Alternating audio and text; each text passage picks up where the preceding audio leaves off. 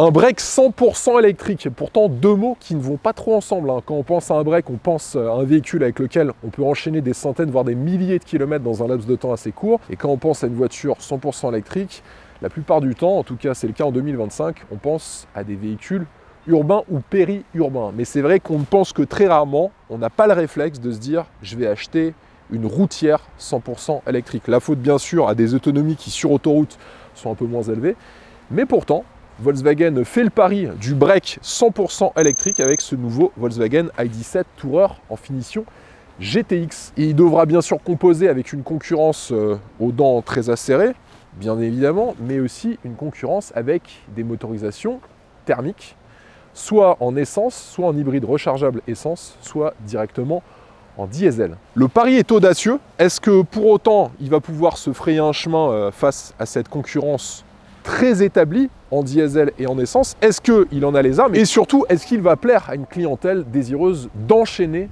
les kilomètres sans tracas? Je répondrai à toutes ces questions en fin de vidéo. Pour répondre à ces questions, je vais bien sûr vous détailler toutes ses caractéristiques extérieures, son habitacle, ses technologies embarquées. J'irai faire un tour sur la route pour vous donner mon avis sur son comportement routier et puis je conclurai la vidéo avec ses défauts ainsi que ses qualités pour que vous puissiez tout connaître de ce nouvel ID.7 Tourer GTX. Donc restez bien jusqu'au bout de la vidéo et je le comparerai à tous ses concurrents. Sur YouTube, abonnez-vous et surtout activez la cloche de notification. Pareil sur mes comptes Instagram et TikTok, Le Vendeur Automobile, je diffuse que du contenu exclusif. Ceux qui aiment les véhicules avec lesquels vous pouvez faire de longues distances, cette vidéo est peut-être faite pour vous. Oh my God, I'm just playing with them now, yeah. Oh my God, what she saying, say it loud, yeah. I can't respect it, I'm in the gym, but I ain't not flexing. Came from a Ford, I'm needing a Lexus. Shooting like Luke, I told him I'm next, shit. Sur l'extérieur, commençons par la face avant. On a un toit noir qui est de série, on a une caméra en haut du pare-brise pour la reconnaissance des panneaux de signalisation, la commutation automatique des feux de route et aussi l'aide au maintien dans la voie. On a un pare-brise thermique chauffant avec isolation phonique renforcée, un capot avec deux lignes plutôt épurées, les projecteurs IQ Light Matrix LED qui sont de série avec une bande LED qui les relie au logo Volkswagen, caméra avant pour la vision 360 degrés avec cette vue aérienne. On a une entrée d'air centrale en plastique noir avec volet électrique qui contrôle le flux d'air vers les radiateurs et puis des entrées d'air latérales factices par contre avec signature lumineuse verticale. Ça c'est spécifique à la finition GTX. Et on a la jupe avant qui est en noir brillant. Un avant assez consensuel. On aurait aimé peut-être, surtout dans une version à vocation un petit peu sportive, comme cette version GTX, des lignes peut-être plus acérées et plus marquées à l'avant. C'est vrai que ce break respecte l'identité visuelle de la gamme ID de chez Volkswagen, mais à titre personnel, j'aurais aimé peut-être des appendices aérodynamiques un peu plus marqués.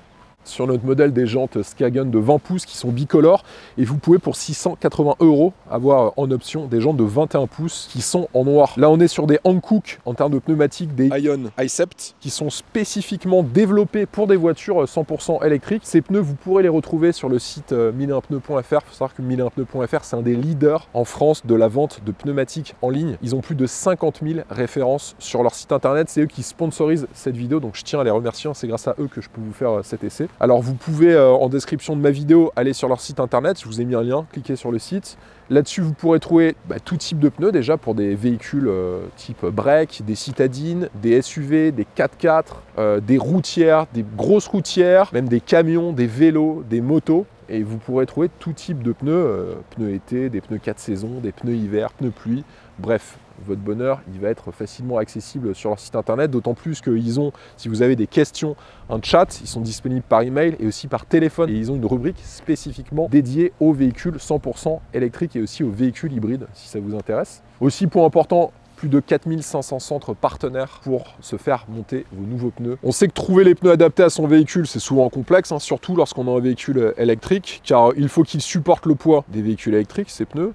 Ils sont plus lourds que les thermiques, hein, forcément. On a le poids des batteries, souvent plusieurs centaines de kilos. Il faut qu'ils minimisent la résistance au roulement pour garantir la meilleure autonomie ainsi que le bruit des pneus pour maintenir un confort auditif acceptable. Il faut aussi qu'ils garantissent une motricité optimale à l'accélération et au freinage. Pneus Hankook Ion i7 sont des pneus qui ont été spécifiquement développés pour des véhicules à zéro émission avec des dimensions qui vont de 17 à 22 pouces. Et il faut savoir que la gamme Ion rassemble 58 brevets déposés, exclusifs, et 4 technologies dont je vais vous parler plus en détail lors de l'essai routier. Et pour ceux qui ne connaissent pas encore Hankook, sachez qu'ils sont partenaires de la Formule E pour la 3e année consécutive. En tout cas, allez en description de ma vidéo, cliquez sur le lien et vous m'en parlez maintenant souvent puisqu'on a fait quelques vidéos pour 1001pneus.fr. Ceux qui connaissent savent que le site est super bien fait, mais surtout, moi je trouve l'énorme différence par rapport à beaucoup d'autres, c'est qu'ils sont disponibles quand vous avez des questions. Ça, quand on est prêt à mettre plusieurs centaines d'euros dans des nouveaux pneus, c'est quand même plus qu'important. Donc cliquez sur le lien en description et allez sur le site internet 1001pneus.fr. En tout cas, merci à eux. On a les jupes latérales qui sont en noir brillant. On a l'inscription GTX juste en dessous des rétroviseurs. Les poignées de porte, elles sont affleurantes en couleur carrosserie, juste en dessous de la ceinture de caisse qui surélève visuellement le centre de gravité de la voiture. Rétroviseurs, là aussi en noir brillant, qui sont réglables et rabattables électriquement, dégivrants. On a un encerclement des vitres en noir avec les vitres arrière et la lunette arrière qui sont surteintées. Et les vitres latérales avant sont en vert feuilleté. Rail de toit noir, plusieurs teintes de disponibles. Sur notre modèle, on a le rouge roi qui est facturé seulement 200 €, ce qui n'est pas beaucoup. Et un empattement de 2,97 m. Quand on regarde ce véhicule de côté, j'avoue, autant l'avant m'a pas trop convaincu, autant je trouve qu'il est assez bien dessiné sur la partie latérale, notamment grâce à cette teinte bicolore rouge et noir, et ses jantes de 20 pouces, ça lui donne quand même de la gueule. Batterie lithium-ion avec la trappe de recharge qui est sur la partie droite, 86 kWh de capacité, qui pèse 556 kg. Quand je vous disais que les batteries étaient lourdes sur les voitures électriques, c'est vraiment le cas. Puissance de recharge max 200 kW, donc en gros vous passerez de 10 à 80% en à peu près 30 minutes sur une borne rapide. Et l'autonomie annoncée en cycle mixte, 574 km. Je vais vous donner mes consommations réelles, que ce soit en ville, sur des routes départementales et sur autoroute, sur la partie de l'essai routier. On a un vrai profil de break sur la partie arrière, avec les feux arrière à LED 3D, avec clignotant défilant sur toute la longueur et le logo au centre. C'est assez massif, je trouve, comme signature lumineuse. Caméra de recul, monogramme i17 sous le support de plaque, et on a un diffuseur qui est peint en noir brillant. Ça, c'est spécifique à cette version GTX. Et enfin, pour 1150 €, vous pourrez avoir un dispositif d'attelage escamotable à déverrouillage électrique. Haillons à fermeture et ouverture électrique, bien évidemment. 605 litres d'espace dans le coffre, ça c'est la bonne nouvelle. On dépasse les 600 litres dans ce break. C'est un vrai break routier pour le coup. Il n'a pas été amputé par la présence des batteries. Plutôt un bon point pour elle, et 1714 litres une fois que vous aurez baissé la banquette arrière. Donc le volume de chargement est quand même considérable. On a également sous le plancher du coffre un rangement pour les câbles de recharge de votre véhicule. Et puis de part et d'autre, on a sur la gauche un rangement qui est assez conséquent avec un filet de maintien, et également sur la droite sans filet de maintien. Par contre, vous avez ici les poignées pour vous permettre de baisser la banquette arrière qui est rabattable en 40-20-40. Et puis on a ici une prise 12 volts qui est disponible, et de part et d'autre vous avez un éclairage pour éclairer le contenant de votre coffre, et pour fermer ça se passera juste ici. Au niveau de ses dimensions, 4,96 m en longueur, on frôle les 5 mètres, largeur 1,86 m hors rétroviseur et hauteur 1,55 m. Et sur son poids, et forcément vous avez près de 600 kg de batterie, ça se ressent, 2339 kg. On verra si sur la partie de l'essai routier le poids est bien réparti, il a intérêt.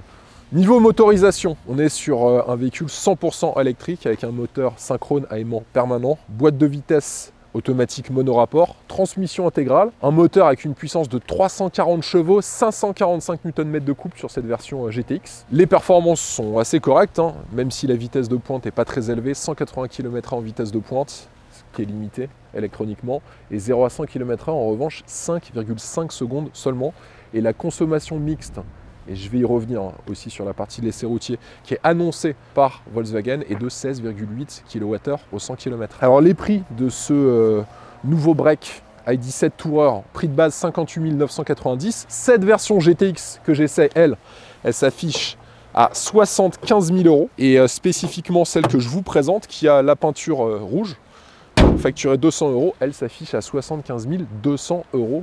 Et vous n'avez bah, rien à ajouter. Ça, c'est plutôt la bonne nouvelle. On est souvent habitué chez les Allemands à des listes d'options extrêmement longues. Mais là, sur cette version GTX, à part la peinture métallisée, vous n'aurez rien d'autre à ajouter. Elle est, on peut le dire, richement dotée. Pas de bonus écologique, puisque le véhicule est affiché 75 000 € et vous n'aurez pas non plus de malus écologique à acquitter, puisqu'elle émet 0 g de CO2 par kilomètre. Passons maintenant à l'intérieur avec les places arrière. Alors, la bonne nouvelle, c'est que j'ai réglé le siège avant pour ma taille. Regardez l'espace que j'ai au niveau de mes jambes. Et en plus, il est vraiment bien reculé, comme vous pouvez le constater. On est dans un véhicule dans lequel vous pourrez mettre 5 personnes dans 1,95 m sans trop de soucis, d'autant plus que le tunnel central est très peu présent. Le plancher est quasi plat, on a une très légère remontée, mais somme toute rien du tout. Les sièges arrière sont confortables avec une très belle sellerie bimatière avec de l'alcantara et du simili-cuir. On a des poches aumônières, plusieurs d'ailleurs, sur le dos des sièges avant, avec ces 2 rangements ici pour mettre par exemple un portable. Et puis vous en avez une plus grande qui est juste en bas. 2 bus d'aération orientables à l'arrière. Là vous pourrez aussi régler la climatisation et le chauffage. On a 2 ports USB-C. Les sièges arrière sur les côtés sont chauffants. C'est pas le cas sur la place centrale. La banquette arrière elle est rabattable en 2 tiers 1 tiers. On a un accoudoir central avec 2 portes gobelets. Ici, on a aussi une trappe à ski, c'est pratique pour partir à la montagne. Le toit n'est pas ouvrant, il est panoramique et il peut s'opacifier électroniquement à votre guise. En fait, selon la tension que vous allez mettre dans ce film qui contient des cristaux liquides, vous allez soit opacifier le toit, soit l'éclaircir. Je vous l'avais déjà expliqué dans mon essai du nouveau Porsche Taycan de dernière génération. Un vrai break familial. C'est clair, c'est peu de le dire. De très belles finitions sur les contreportes à l'arrière avec de l'alcantara. On a aussi du simili-cuir, du plastique moussé, des inserts décoratifs de très bonne facture. Là, clairement, vous en avez pour votre argent en termes de finition, même de la feutrine à l'intérieur des rangements juste ici. Bon, les plus critiques d'entre vous diront qu'il y a du plastique dur, ok, certes. Par contre, les contreportes sont vraiment très réussies et puis, il faut le remarquer et le dire, hein, une très bonne qualité, un très bon niveau de finition et d'assemblage. Dans ce véhicule, on est bel et bien dans un vrai véhicule germanique. Même constat sur les contreportes à l'avant, on a aussi un éclairage d'ambiance personnalisable 30 couleurs, système audio Harman Kardon sur notre modèle, 12 haut-parleurs 700 watts. Petite particularité dans ce modèle, vous n'avez pas de commande pour les fenêtres arrière. Il faudra à chaque fois appuyer sur Rear et ensuite là vous activerez l'ouverture et la fermeture des fenêtres arrière. Et si vous voulez descendre les fenêtres à l'avant, il faudra appuyer sur Rear et là vous pourrez le faire. Bon, c'est un petit coup à prendre, mais au début j'ai eu beaucoup de mal à m'y mettre. Pédalier en acier inoxydable avec le symbole Play and Pause. On a les sièges avant Ergo Active Premium sur notre modèle avec un réglage électrique sur 14 positions avec la fonction mémorisation. Ils sont chauffants, massants et ventilés. Là sur le confort des sièges, difficile de faire mieux. Honnêtement, je peux pas vous dire plus. On est sur un confort parfait selon moi pour enchaîner les kilomètres. Le système Ergo Active joue très bien son rôle, d'autant plus qu'on peut aussi régler à la perfection sa position de conduite. Ils font fort, même très fort, avec la qualité de ces sièges.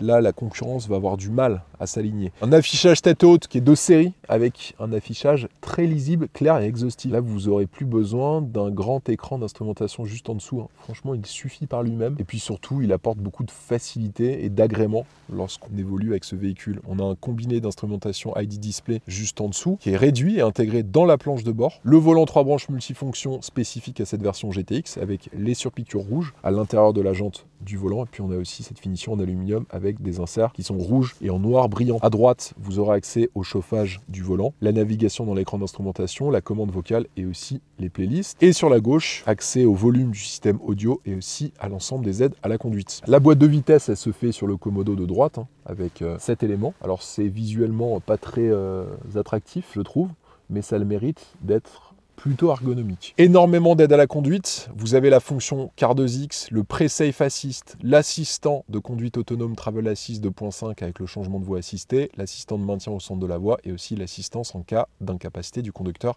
à réagir. Et puis on a l'Intelligence Park Assist Pro.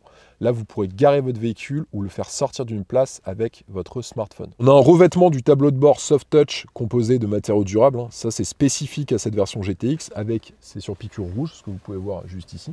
Là aussi, ça permet à l'habitacle d'élever, je trouve, le ressenti de qualité lorsqu'on s'assoit dans le véhicule pour la première fois. On a un écran d'infodivertissement de 15 pouces qui est tactile, qui inclut la navigation, Android Auto et Apple CarPlay de série. Juste en dessous, on a une barre tactile qui est disponible avec une ergonomie, bon, un petit peu spécifique. Alors vous pourrez régler bien sûr la climatisation et le chauffage et aussi le volume du système audio. Alors, c'est pas mal, mais il faut quand même s'y faire, même s'ils se sont améliorés par rapport à ce qu'on pouvait voir sur les Golf. Personnellement, je trouve ça un petit peu bizarre, notamment lorsque vous êtes en train de rouler pour régler le chauffage. Moi, à plusieurs reprises, en fait, je mettais ma main comme ça et ça m'augmentait beaucoup trop la température dans le véhicule.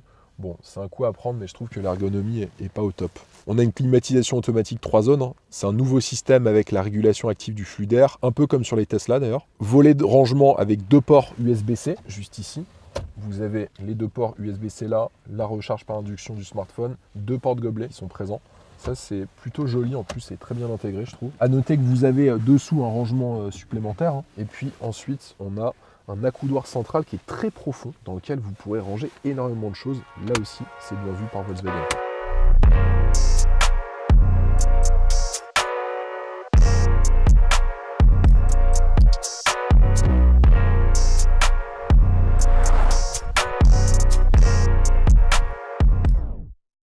Place maintenant à l'essai routier. Je vais commencer par vous parler de ces suspensions.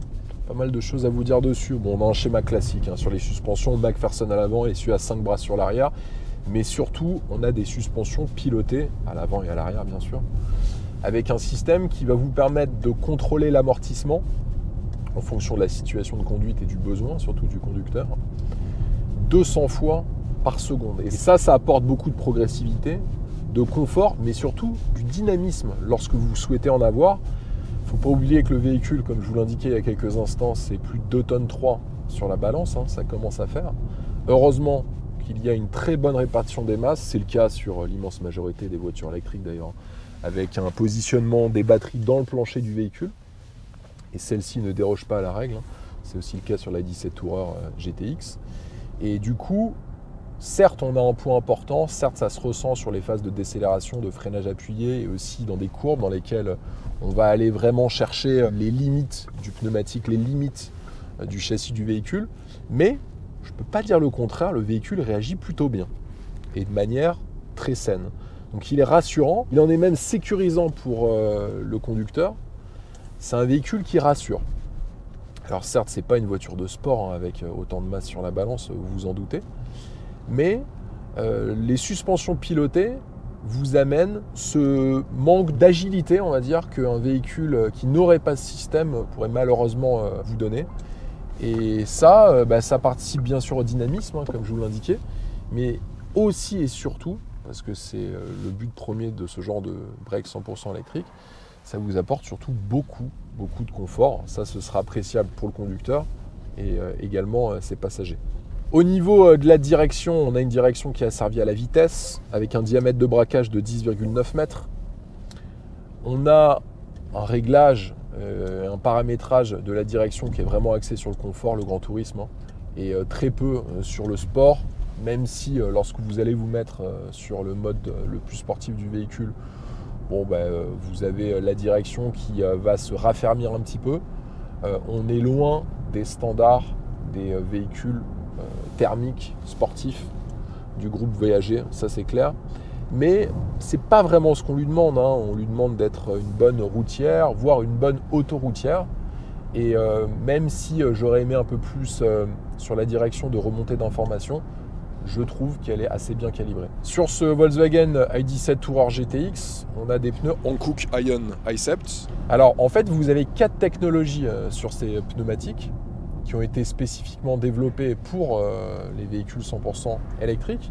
Alors déjà, vous avez la technologie Sound Absorber hein, qui va diminuer le niveau sonore dans l'habitacle grâce à une plaque de mousse polyuréthane qui est disposée sur la paroi intérieure du pneu. Vous avez aussi la technologie Super Mileage qui va venir renforcer la robustesse du pneumatique pour augmenter la longévité et puis surtout éviter l'usure irrégulière. La troisième technologie, c'est l'Extreme Lightness qui va vous permettre d'avoir plus d'autonomie. Et la dernière technologie, c'est le Perfect Grip qui va permettre en fait au pneumatique de supporter le couple moteur et aussi garantir une très bonne tenue de route pour plus de sécurité, quelles que soient les conditions de route. En tout cas, c'est intéressant qu'il y ait des développements de pneumatiques. Et j'ai envie de vous dire, heureusement qu'il y a des développements pneumatiques qui sont spécifiquement faits pour des voitures qui sont plus lourdes, avec des comportements routiers très différents, et puis surtout une motricité qui est complètement différente de celle d'un moteur 100% thermique. En tout cas, si ça vous intéresse d'avoir plus d'informations sur vos prochains pneus, allez sur le site de milinpneu.fr en description de la vidéo, je vous ai mis un lien, vous avez juste à cliquer dessus. Sur les modes de conduite, vous en avez 5, éco, confort, sport, traction et individual, qui vont essentiellement jouer sur la réponse à l'accélérateur, la climatisation et aussi la direction du véhicule. Ils ne sont pas très marqués, même si lorsque vous êtes en mode sport, vous ressentez une meilleure réactivité du véhicule et surtout au niveau de la direction, ça se ressent davantage. Les performances du véhicule sont plutôt bonnes, puisqu'on a un 0 à 100 km/h qui effectue en 5,5 secondes. Avoir des performances comme ça en 2025 sur un véhicule utilisable au quotidien, c'est amplement suffisant. Les reprises sont bonnes, on n'est pas collé au siège comme dans une Tesla modèle S-Plaid par exemple, mais les 545 Nm de couple sont bien présents et vous permettront de réaliser des 80 à 120 km/h dans des chronos de petites voitures sportives.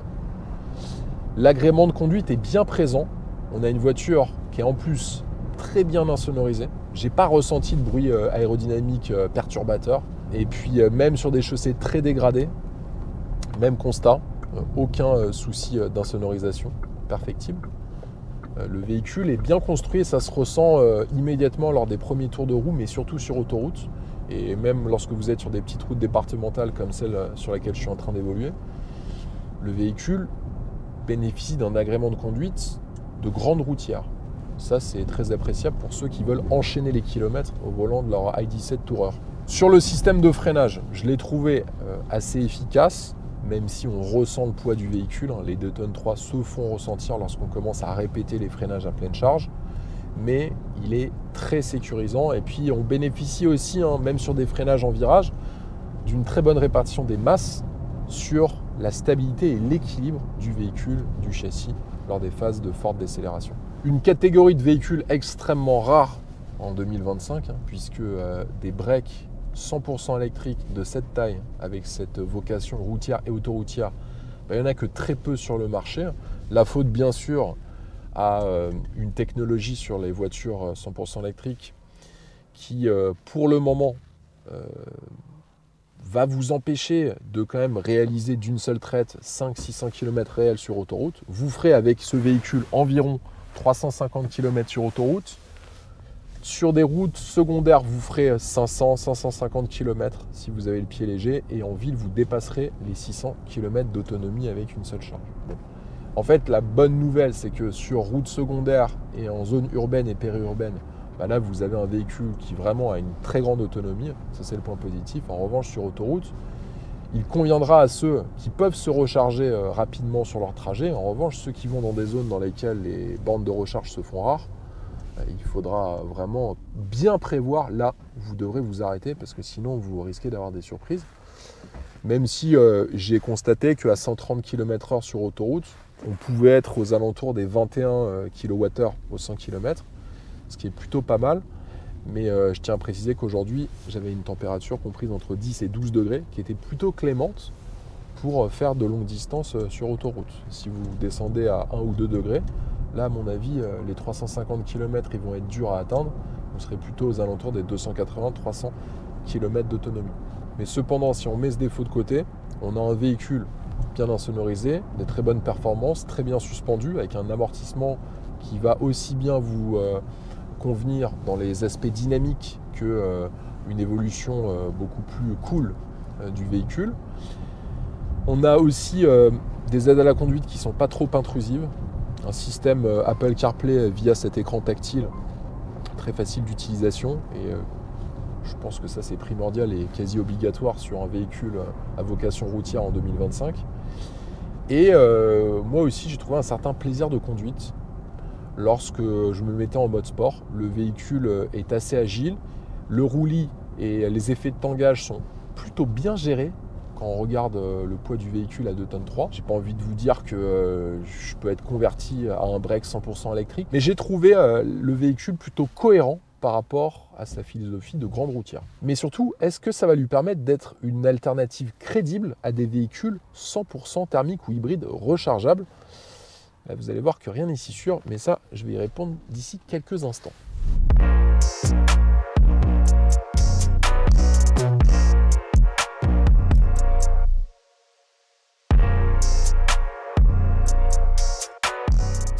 Il faut maintenant conclure l'essai de ce nouveau break, presque un break de chasse, hein, pas très long, il manque un peu de puissance pour un break de chasse de ce nouvel i17 Tourer GTX. Alors ce que j'ai retenu parmi ces défauts, pas mal de défauts que j'ai listés. Déjà des commandes tactiles peu ergonomiques, notamment juste en dessous de l'écran d'infodivertissement pour le réglage de la climatisation et du chauffage. Un poids élevé, 2339 kg sur la balance, hein, ça commence à faire pour un break d'un peu moins de 5 mètres. On a une autonomie sur autoroute qui est selon moi, par rapport à la philosophie et à la vocation du véhicule à avaler des kilomètres, un petit peu faible, entre 350 et 380 km selon ce que j'ai mesuré sur l'autoroute A13 notamment. Il faudrait peut-être selon moi au moins 100 à 150 km réels de plus sur autoroute pour qu'elle puisse prétendre à faire de l'ombre à des véhicules thermiques, clairement. Look, surtout avec cette version GTX que j'aurais aimé un petit peu plus affirmé, avec peut-être des appendices aérodynamiques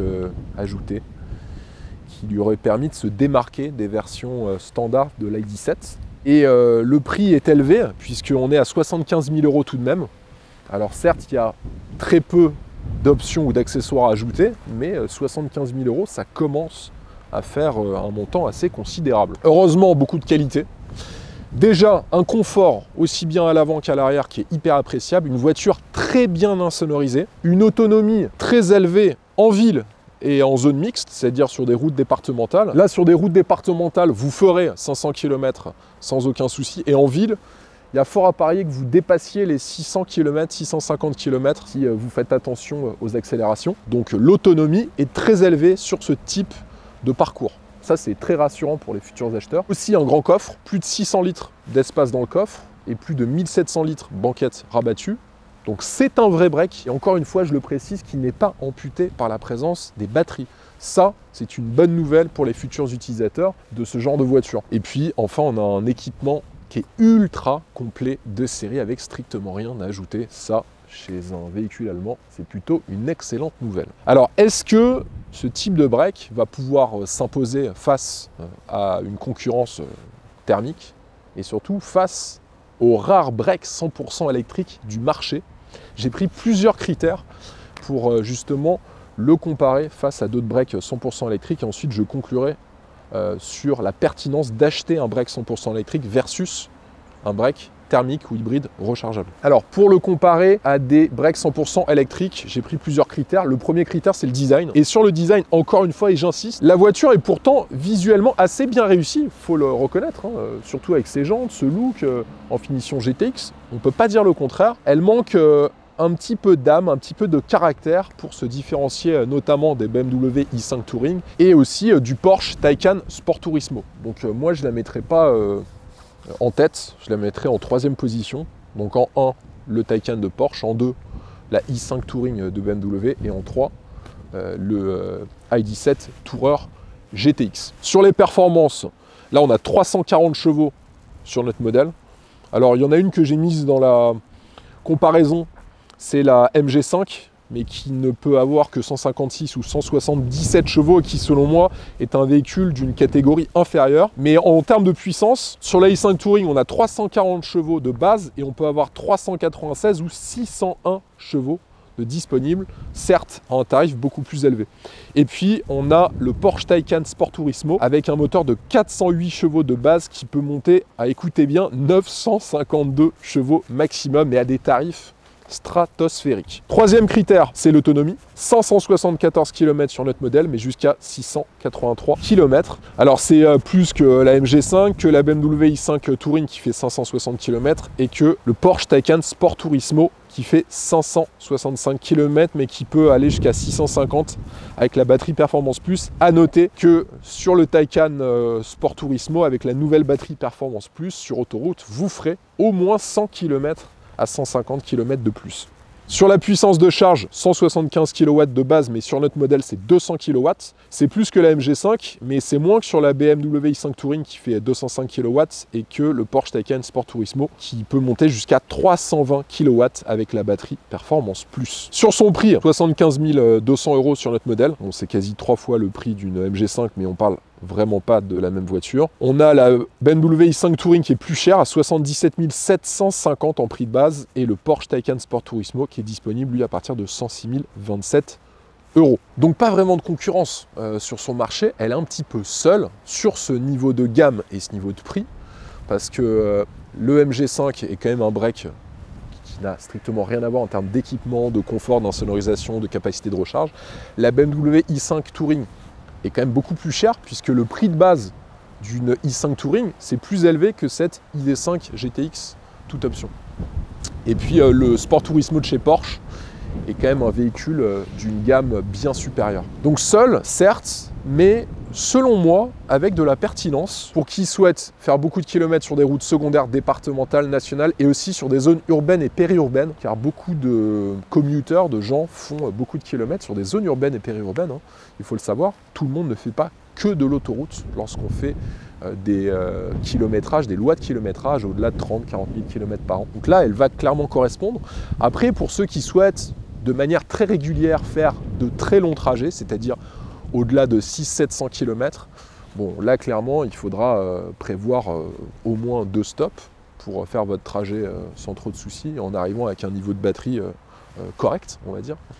Donc il est clair que par rapport à des véhicules thermiques type diesel qui vont eux proposer des autonomies de 800 à 1000 km voire plus, hein, ça peut monter à 1200 km sur certains diesels avec un plein, bah là forcément ça va être un petit peu compliqué de rivaliser. Mais il y a une chose qui est importante, il y a quand même un mais, c'est que en termes de coût de carburant, un véhicule thermique est juste beaucoup plus élevé que un i17 Tourer GTX, surtout si vous arrivez à le recharger soit chez vous, soit sur votre lieu de travail.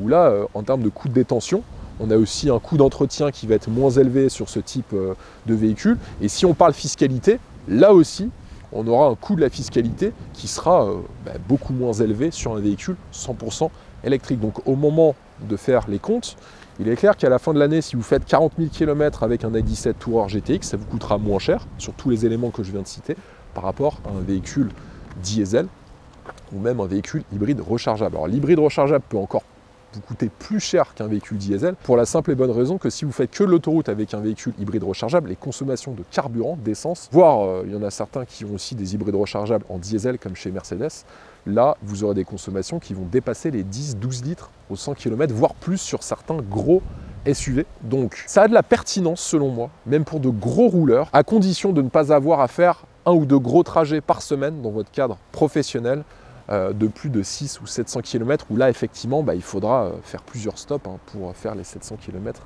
Vous ne pourrez pas les faire d'une traite comme avec un véhicule diesel ou un véhicule hybride rechargeable, même si ceux-là ont des autonomies qui vont plus être aux alentours des 5 à 600 km. Donc un projet pour le groupe Volkswagen assez audacieux, mais qui a de la pertinence. La voiture est confortable, il y a de la place, il y a un grand coffre. Elle est très bien insonorisée, elle a un super comportement dynamique et un bon agrément de conduite. Elle a une très grande autonomie sur le réseau secondaire en ville et en périurbain. Certes, on n'a pas l'autonomie d'un véhicule diesel, ok, c'est du 100% électrique, mais on a, on va dire, allez, un bon 350 km sur autoroute, ce qui vous permettra, avec les 200 kW de puissance, de vous recharger, on va dire, en 25 minutes sur une borne de recharge à haute performance. Donc un véhicule, encore une fois, bien né, bien construit, bien développé, qui tend à être plus connu qu'il ne l'est. Il y a eu très peu de communication sur ce modèle, sur Internet, sur les réseaux et aussi à la télévision. Peut-être que Volkswagen ne souhaite pas en diffuser un volume trop important, mais à mon avis, beaucoup de flottes de professionnels, d'entreprises vont choisir ce véhicule pour son habitabilité, son confort, son agrément de conduite et aussi son autonomie qui est assez correcte pour un véhicule 100% électrique, surtout qu'il a un coût de détention qui va être beaucoup plus intéressant que sur un véhicule thermique traditionnel. Est-ce que vous allez en voir à tous les coins de rue? La réponse est non.